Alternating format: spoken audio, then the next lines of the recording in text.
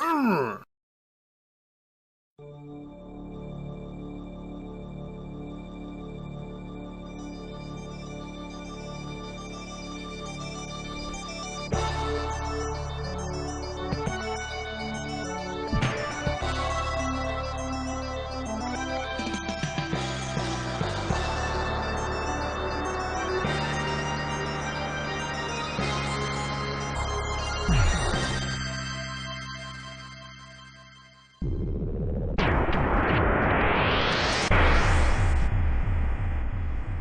Number 6, Gradius 3, or Gradius 3, however you want to pronounce it really.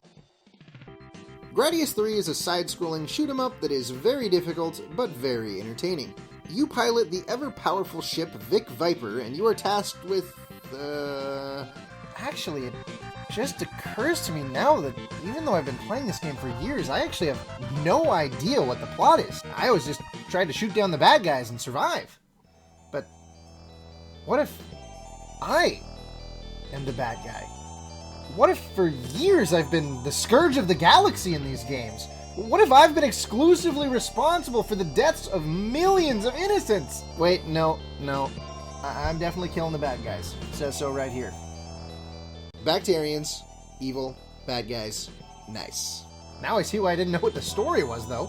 Apparently this game has changed plots multiple times over subsequent releases. So we're just going to stick with fly to the right, shoot the bad guys, try to survive. Works for me.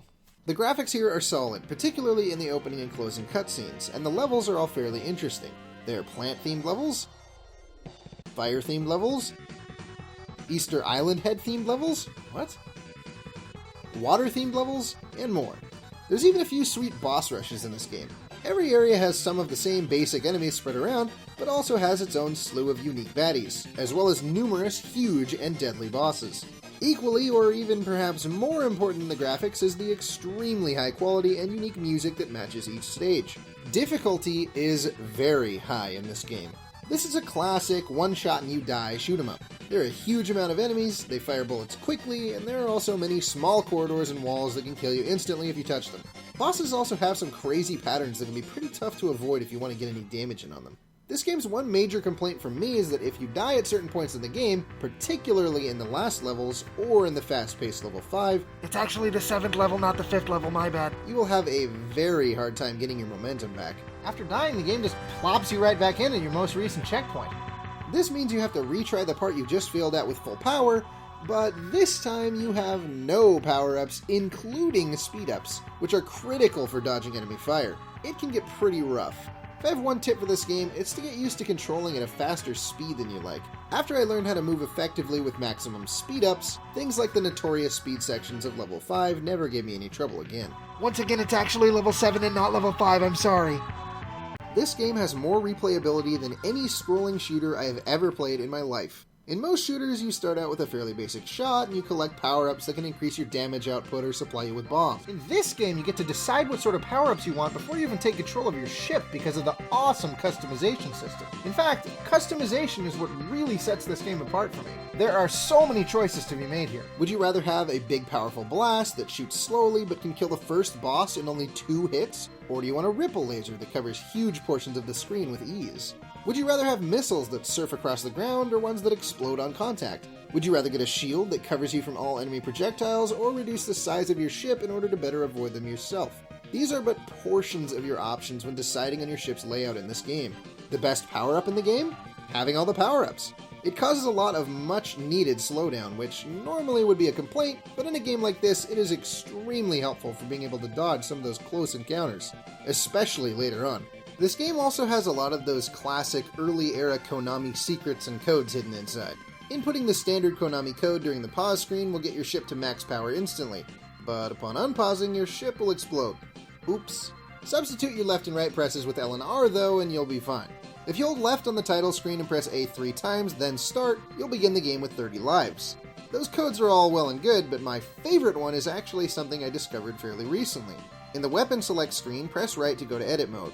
Then press X, Y, XX, YY, X, and Y. This will completely randomize your ship's layout, and is perfect for replayability. They really jam-packed this game with fun and replay factor, and that's why Gradius 3 is sitting comfortably on the 6th spot of my top 10 favorite Super Nintendo games. I know I can pop this game in any day and have a great time.